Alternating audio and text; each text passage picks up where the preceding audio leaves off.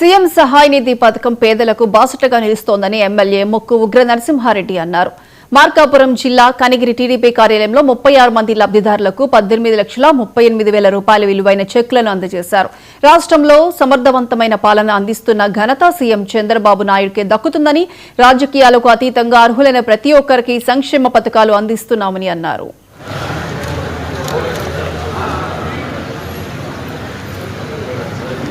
మొదలైనప్పుడైతే ఎక్కువ డబ్బులు ఇచ్చేవాళ్ళు. కానీ ఇప్పుడు పరిస్థితులు అవగాహన పెరిగిన తర్వాత ప్రతి వాళ్ళు దాదాపు అక్కడైతే మన ఇట్లాంటి నెలకి ఆఫీసు మొత్తం నిండిపోతుంది. ఈ సీఎం చెప్తుంది.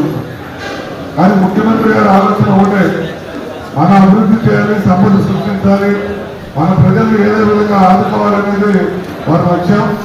దానిలో భాగంగా వారి రోజుకి 18 గంటలు పనిచేస్తూ మరి అదేవిధంగా మన యువ నాయకులైన నారా లోకేష్ బాబు గారు కూడా ప్రతి చోటకి ప్రతి రాష్ట్రానికి పంపించి సంపద తెచ్చి ఆంధ్ర రాష్ట్రం అభివృద్ధి చేయాలనే ఒక సంకల్పంతో ఉన్నారని అందరూ తెలియజేస్తూ, కొంత అమౌంట్ పాల్గొన్నా అసలు పరికరాలు మన బిల్లులు పక్కన పడేసి కాకుండా కొంత వెసులుబాటు మీకు మీ కుటుంబాల్లో ఎంతో కొంత వేడిలో తల్లిలో వేడిలాగా సహాయం చేయాలనేది ముఖ్యమంత్రి గారి ఆలోచన ఆలోచిస్తూ రాబో రోజుల్లో ఇంకా మంచి జరగాలి.